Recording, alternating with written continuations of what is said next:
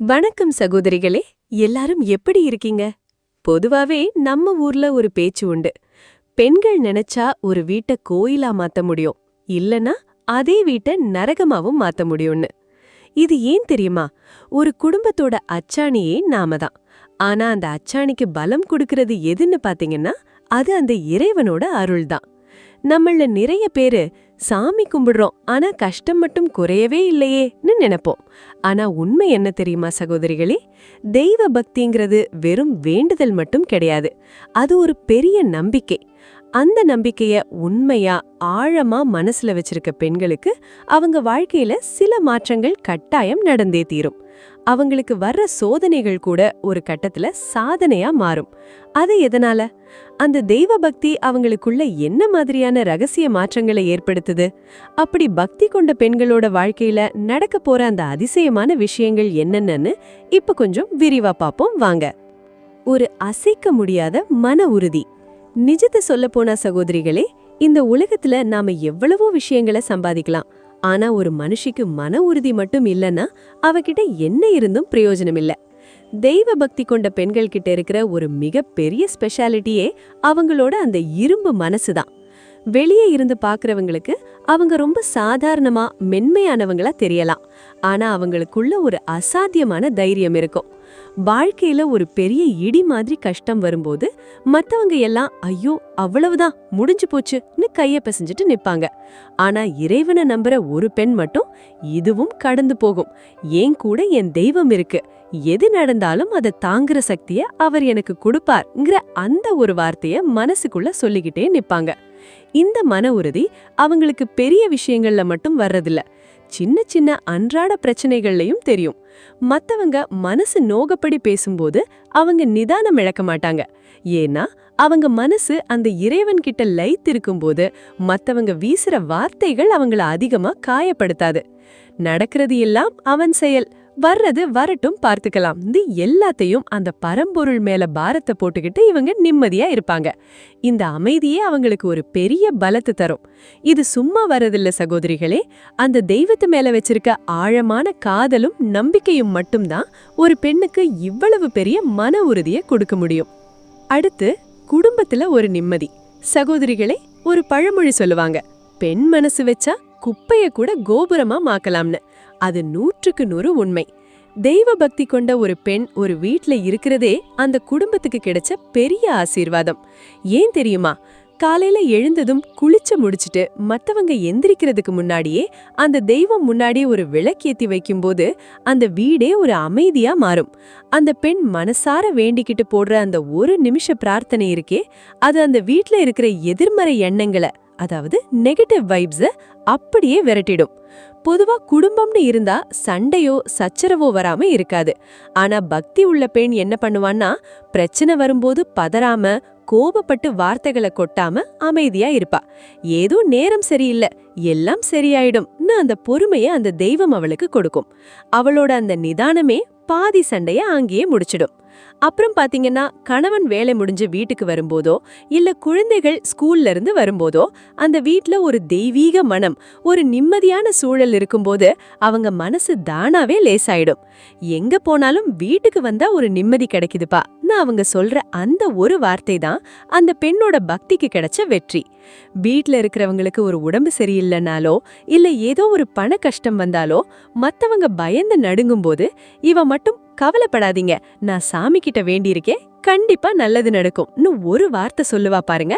அந்த வார்த்தை மத்தவங்களுக்கு கொடுக்கிற தெம்பை இருக்கே, அது எந்த மருந்து மாத்திரையாலையும் தர முடியாது.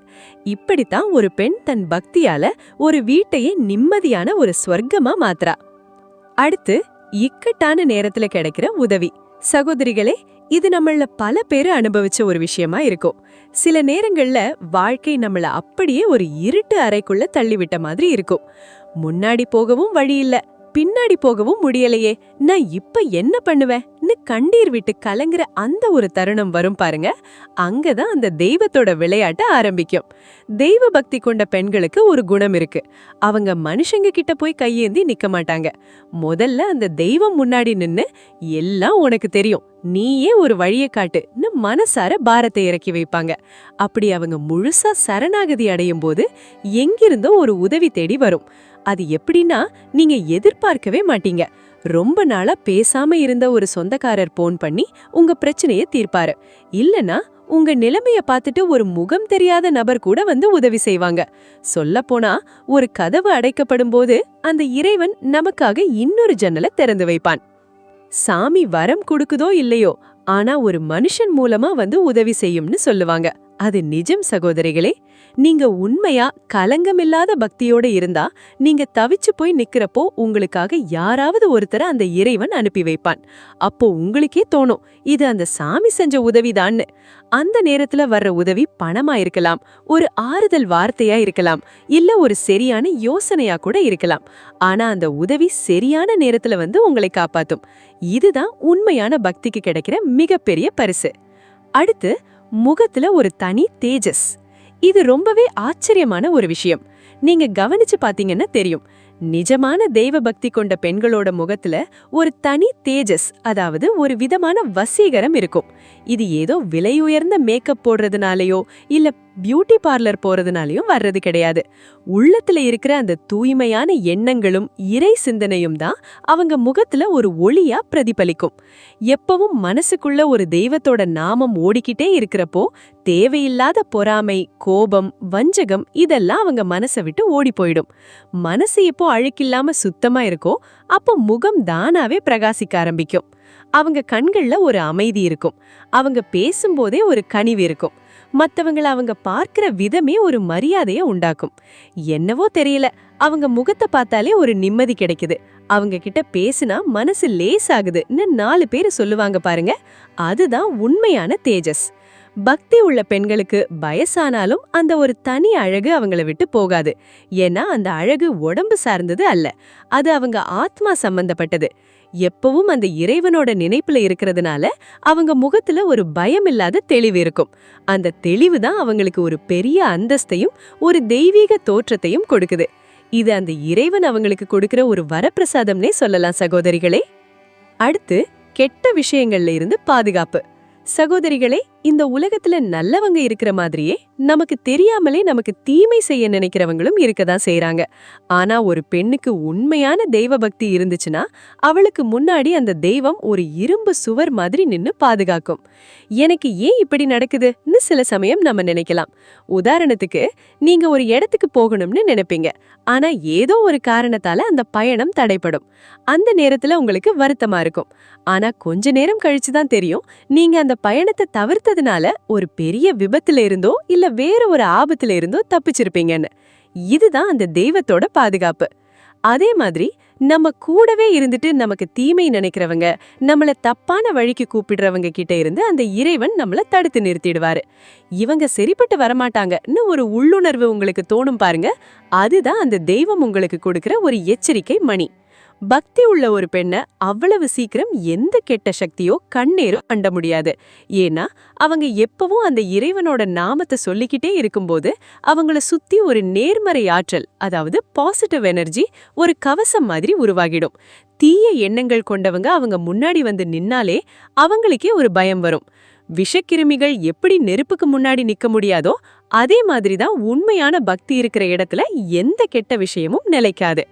அவன் இருக்கான், அவன் பார்த்துப்பான்னு நீங்க முழுசா நம்பும்போது உங்களுக்கு தெரியாமலேயே உங்களை சுத்தி வர்ற எல்லா ஆபத்துகளையும் அந்த இறைவன் தவிடு பொடியாக்கி விடுவாரு சகோதரிகளே. அடுத்து அந்த உள்ளுணர்வு, அதாவது இன்ட்யூஷன் அப்படியே பலிக்கும். இது ரொம்பவே ஆச்சரியமான ஒரு விஷயம். ஒரு பெண் உண்மையாவே அந்த இறைவனோட மனசால கலந்திருக்கான்னு வைங்களே, அவளுக்கு ஒரு விசித்திரமான சக்தி தானாவே வந்துடும். அதுதான் உள்ளுணர்வு. அதாவது நடக்க போறது நல்லதானும் சரி கெட்டதானும் சரி, அது நடக்கிறதுக்கு முன்னாடியே அவளோட மனசு ஒரு மாதிரி திக் திக்னு அடிச்சு அதை சொல்லி காட்டும். உதாரணத்துக்கு பாத்தீங்கன்னா, ஒரு நாள் காலையில இருந்தே மனசு ஒரு மாதிரி படபடப்பா இருக்கும். ஏனோ தெரியல, இன்னைக்கு ஏதோ ஒரு விஷயம் நடக்க போகுதுன்னு அவங்க சொல்லுவாங்க. நாம கூட எனக்கு என்னமா சும்மா ஏதாவது தோணிட்டு இருக்கோம்னு சொல்லுவோம். ஆனா அன்னைக்கு சாயந்தரமே பார்த்தா ஏதோ ஒரு முக்கியமான போன் வரும், இல்லனா நம்ம எதிர்பார்க்காத ஒரு சம்பவம் நடக்கும். அப்பதான் நமக்கு தோணும், அவ அன்னைக்கே சொன்னாலே. இது எப்படின்னா, அந்த தெய்வம் அவங்க மனசுக்குள்ள உட்கார்ந்துகிட்டு ஒரு எச்சரிக்கை மணிய அடிச்சுக்கிட்டே இருக்கிற மாதிரி. ஒரு ஆபத்து வருதுன்னா, அந்த பெண்ணோட அடிமனசு அவள தடுத்து நிறுத்தும். இன்னைக்கு இந்த இடத்துக்கு போகாத, இல்ல இன்னைக்கு இவங்க கிட்ட எதுவும் பேசாதன்னு ஒரு குரல் அவளுக்கு கேட்டுக்கிட்டே இருக்கும். பல குடும்பங்கள்ல பாத்தீங்கன்னா, பெரிய ஆபத்துகள்ல இருந்து அந்த வீடே தப்பிச்சிருக்கும். அதுக்கு காரணம் அந்த பெண்ணோட இந்த உள்ளுணர்வு தான். ஏதோ ஒரு தப்பான முடிவை எடுக்க போறப்போ அவ தடுத்து நிறுத்தியிருப்பா. இது ஏதோ மேஜிக் கிடையாது சகோதரிகளே. ஒரு பெண் தன் மனசு சுத்தமா வச்சுக்கிட்டு இறைவனை வேண்டிக்கிட்டே இருக்கும்போது அவளோட மனக்கண்ணு திறந்துடுது. இந்த சக்தி இருக்கிறதுனால அவங்க மத்தவங்களை விட ரொம்ப தெளிவா இருப்பாங்க. யாரு நல்லவங்க யாரு கெட்டவங்கன்னு அவங்க முகம் பார்த்தே கண்டுபிடிச்சிடுவாங்க. இந்த உள்ளுணர்வு தான் அந்த தெய்வம் அவங்களுக்கு கொடுத்த ஒரு பெரிய ரகசிய கருவி. இதனால அவங்க தன்னையும் காத்துக்கிட்டு தன் குடும்பத்தையும் ஒரு கவசம் மாதிரி பாதுகாக்கறாங்க. அடுத்து, கேட்டது ஒண்ணு கிடைச்சது இன்னொன்னு. இது நம்ம எல்லாருடைய வாழ்க்கையிலும் கண்டிப்பா நடந்திருக்கும். சில நேரங்கள்ல நாம ஒரு விஷயத்துக்காக அந்த தெய்வம் முன்னாடி நின்னு தவம் இருப்போம். எனக்கு இது கிடைச்சே ஆகணும், இது கிடைக்கலனா என் வாழ்க்கையே போச்சுன்னு கண்ணீர் விட்டு வேண்டுவோம். ஆனா என்னதான் தவம் இருந்தாலும் நாம கேட்ட அந்த விஷயம் நமக்கு கிடைக்கவே கிடைக்காது. அந்த நேரத்துல நமக்கு எப்படி இருக்கும்?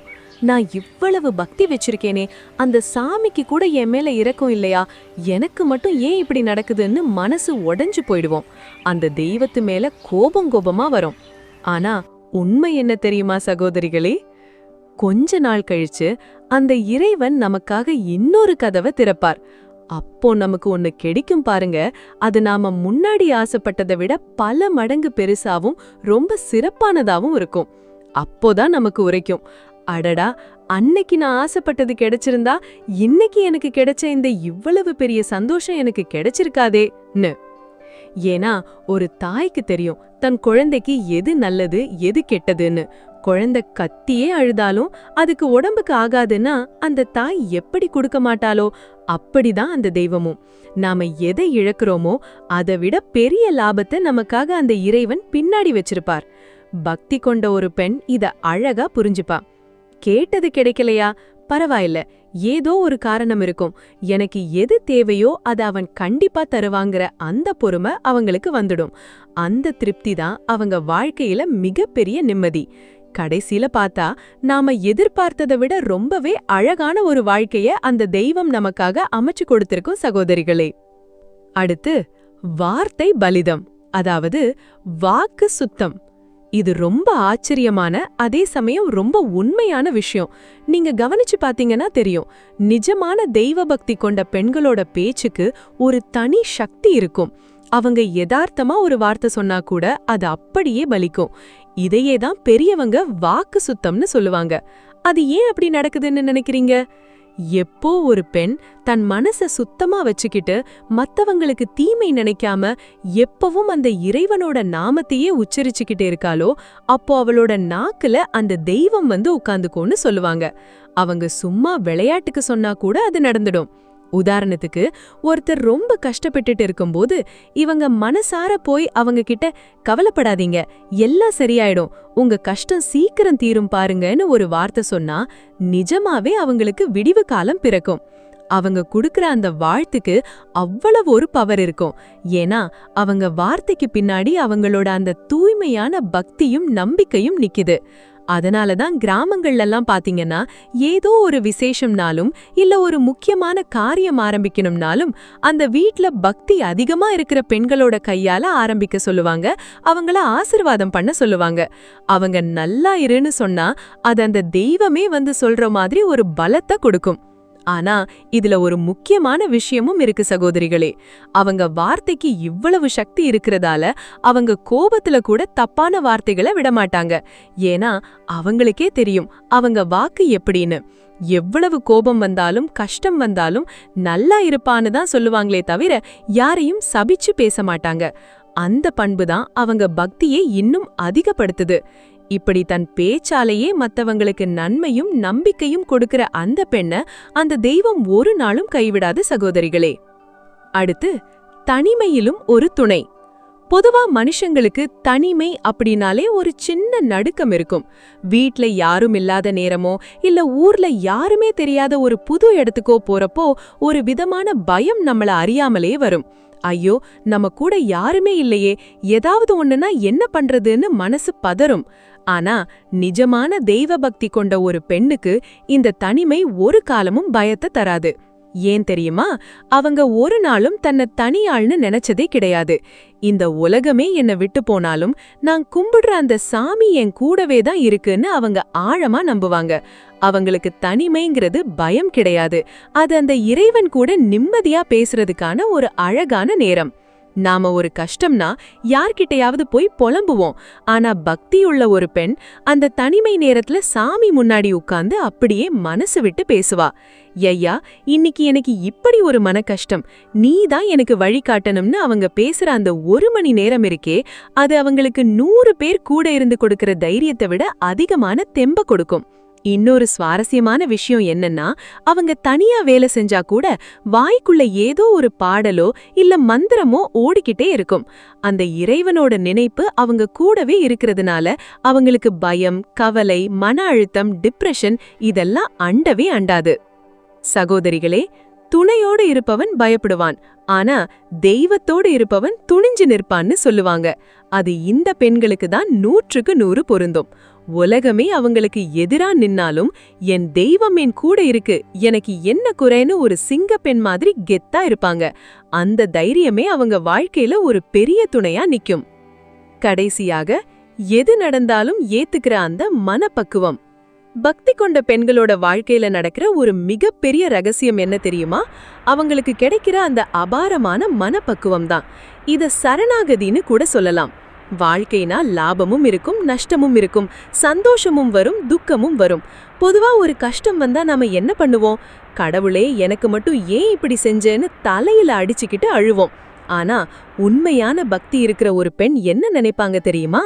எனக்கு வர்றது கஷ்டமோ இல்ல நஷ்டமோ அது என் சாமி தான் கொடுக்குது, அதுல ஏதோ ஒரு பாடம் இருக்கும், அதுவும் ஏன் நல்லதுக்குதான்னு ரொம்ப நிதானமா அதை ஏத்துக்குவாங்க. இந்த ஒரு குணம் அவங்கள மத்த பெண்களை விட ரொம்ப உயரத்துல வச்சு அழகு பார்க்கும். அவங்களுக்கு தோல்விகள் வரும்போது அவங்க உடைஞ்சு போயிட மாட்டாங்க. அதே மாதிரி ஒரு பெரிய வெற்றி கிடைக்கும்போது தலைக்கணம் வந்து ஆடவும் மாட்டாங்க. எல்லாம் அவன் செயல்னு எல்லாத்தையும் அந்த இறைவன் பாதத்துல வச்சுட்டு அவங்க ஒரு சாந்தமான நதி மாதிரி ஓடிக்கிட்டே இருப்பாங்க. இந்த மனப்பக்குவம் வர்றது ரொம்ப கஷ்டம் சகோதரிகளே. ஆனா ஒரு பெண் அந்த தெய்வத்தை முழுசா நம்ப ஆரம்பிச்சுட்டா அவளுக்குள்ள ஒரு அமைதி வந்து குடியேறும். அவங்க வாழ்க்கையில என்ன போராட்டம் வந்தாலும், புயலே வீசினாலும் அவங்க மனசு மட்டும் ஒரு அணையாத விளக்கு மாதிரி பிரகாசமா இருக்கும். இதுதான் அந்த தெய்வம் அவங்களுக்கு கொடுக்கிற ஆகச்சிறந்த வரம். என்ன சகோதரிகளே, இவ்வளவு நேரம் இதெல்லாம் கேட்கும்போது மனசுக்குள்ள ஒரு தனி நிம்மதியும் ஒரு தெளிவும் கிடைச்ச மாதிரி இருக்குல்ல?